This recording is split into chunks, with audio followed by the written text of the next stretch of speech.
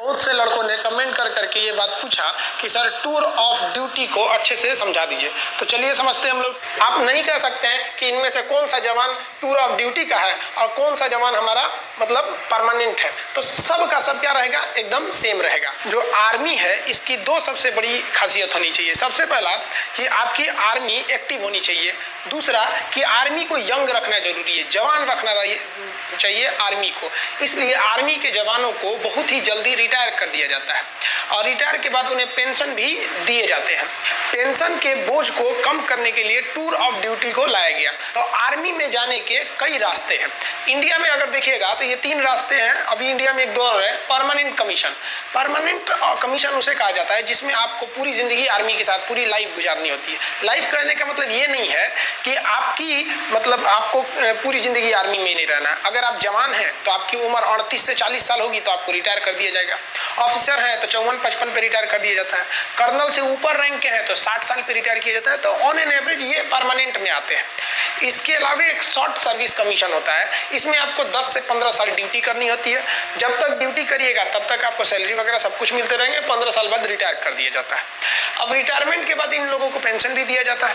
अब आर्मी जो नया प्लान कर रही है वो टूर ऑफ ड्यूटी ये 3 साल के लिए होगा। एक रेगुलर जो जवान होता है उस जवान को पूरा परमानेंट अगर ड्यूटी दीजिएगा तो भर्ती से लेकर उसकी जितनी सैलरी बनती है, अलावेंस बनता है, भत्ते बनते हैं, उसको पेंशन होता है, वो सब मिलाकर 11 करोड़। और अगर यही जवान अगर हम टूर ऑफ ड्यूटी के तहत लेते हैं तो 3 साल का है तो 3 साल में आप उसको कितना अलावेंस दे दीजिएगा, कितना खर्चा कीजिएगा। आप पेंशन का तो बवाल ही नहीं है। तो टोटल 90 लाख खर्चा आएगा। तो हम यहाँ कैलकुलेशन इजी करने के लिए 1 करोड़ लिख दिए। जो रेगुलर जवान है वो 11 करोड़ और जो टूर ऑफ ड्यूटी पे आ रहा है 1 करोड़, यानी एक जवान पर कितना बचेगा, हमको 10 करोड़ बचेगा। दूसरा ये तो पैसा बच ही गया। दूसरा ये जो फुल समय ड्यूटी करेगा, जैसे मान लीजिए कि हम ही आर्मी में भर्ती हो जाए तो अभी हम अच्छे से ड्यूटी कर सकते हैं, लेकिन 10 साल बाद क्या बुढ़ा जाएगा आदमी, अच्छे से नहीं ना ड्यूटी हो पाएगी, उतनी बेहतरीन ढंग से नहीं हो पाएगा जितना कि यंग आदमी कर सकता है। तो इससे डबल फायदा टूर ऑफ ड्यूटी से।